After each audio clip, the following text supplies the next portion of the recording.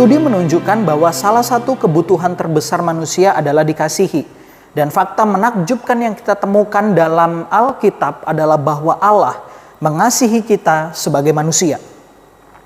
Kita tahu bahwa Allah mengasihi kita karena Ia menciptakan manusia dalam citra Allah. Maksud citra di sini lebih dari sekadar penampilan fisik, tetapi serupa Allah dalam beberapa hal, yaitu keserupaan moral, keserupaan sosial, dan keserupaan kekekalan.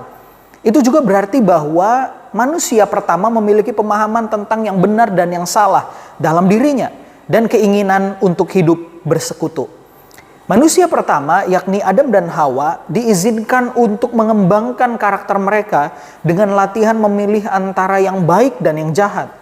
Namun Adam dan Hawa membuat pilihan yang buruk ketika mereka berdosa terhadap pencipta mereka, yang kemudian memisahkan umat manusia dari hadapan Allah.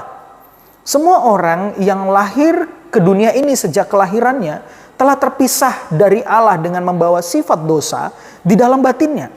Maka tidak mengherankan manusia terus hidup dalam pemberontakan kepada Allah dan manusia mengikuti jalan mereka sendiri melalui sikap dan perilaku mereka.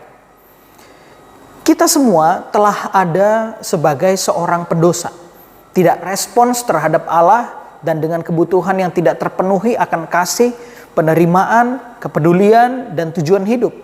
Namun Allah masih mengasihi ciptaannya. Allah dengan kasih-Nya merencanakan penyelesaian masalah ini dengan mengutus anaknya ke dalam dunia untuk mati bagi dosa-dosa kita. Selanjutnya Tuhan Yesus yang adalah Allah, pribadi kedua dari Tritunggal, menjadi manusia dengan rela memikul tanggung jawab untuk dosa-dosa kita di atas dirinya sendiri.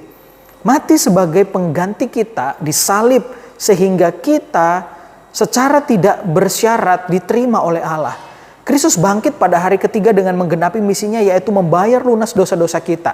Dan kini Allah dalam kasih-Nya menawarkan kita hidup yang kekal, pengampunan dosa dan penerimaan tak bersyarat, dan sebuah rumah di surga.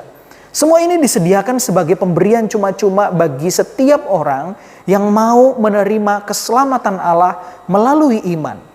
Jika Anda telah mempercayai Kristus sebagai juru selamatmu, sekarang atau pada waktu yang lalu, inilah saatnya untuk meyakinkan diri kembali, untuk mengetahui bahwa Allah mengasihimu dengan kasih yang sesungguhnya tidak dapat engkau peroleh, dan karenanya tidak dapat hilang begitu saja.